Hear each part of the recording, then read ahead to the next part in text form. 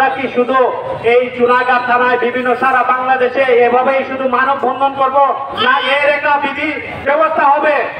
আমরা দেখতেছি আমি যে আমরা এখনো নিজের চোখে যাকে দেখি নাই, আমাদের বঙ্গবন্ধু শেখ মুজিবুর রহমানকে, যিনি দেশপ্রেমিক ছিলেন, উনাকে হত্যা করেছেন এই দেশের যারা কালো টাকা চুরা বাহিনী ছিলেন, যারা বিভিন্ন দেশ থেকে আগত আমাদের দেশে ছিলেন দুর্নীতিবাজরা, ওই দুর্নীতিবাজদের হাতে কিন্তু নির্মমভাবে হত্যা হন আমাদের আজকের যে আমার মহাপুরুষ আমাদের বঙ্গবন্ধু শেখ মুজিবুর রহমান।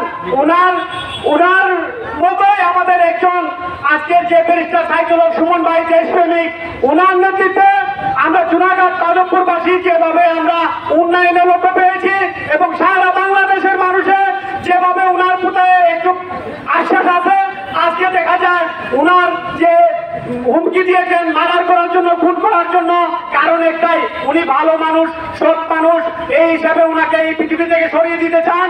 যারা আজকে বিভিন্ন দুর্নীতির সাথে জড়িত আছেন তারা এক হয়ে তারা সিদ্ধান্ত নিয়েছেন যাতে ব্যারিস্টার সুমনকে বাঁচিয়ে না রাখা যায়। আমি একটি কথাই বলবো, আজকে আমাদের চুনাঘাটের যে প্রশাসন আছেন, আমার একটা কথা আপনাদের কাছে, আজকে 13-14 দিন হয়ে গেল এই কিলারদেরকে ধরা হয়নি কেন?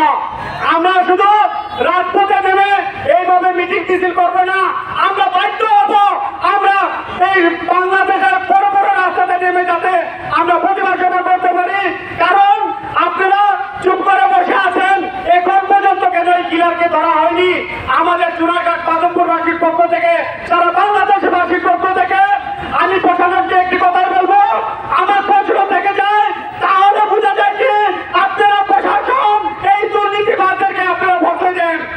আমরা যারা আছে এই সাধারণ জনগণ, আমরা যদি মাঠে নেমে যাই, আমরা যানবাহনের নিরাপত্তা কে দিবে? আপনাদের যে আজকে প্রশাসনিকভাবে যারা চাকরি করতেছেন, আপনাদের বেতনের টাকা এই সাধারণ মানুষের টাকা দিয়েই আপনারা বেতন পান, কিন্তু এই সাধারণ মানুষের যানবাহনের নিরাপত্তাতে আমাদের এই বর্তমান সংসদ সদস্য ব্যারিস্টার সুমন, উনি আমাদের পাশে থেকে আমাদের বিভিন্ন উন্নয়নমূলক কাজ করতেছে। আজকে উনি যদি বেঁচে না থাকে যে আমাদের সারা বাংলাদেশের কি হবে, চুনাঘাট মাধবপুরের কি হবে? তাই আমি আশাবাদী আমাদের চুনাঘাট থানার যিনি আজকে দায়িত্ব আছেন ওসি ইজনুর রায়, উনার নেতৃত্বে যেন অতি শীঘ্রই এই কিলারকে ধরা হয়।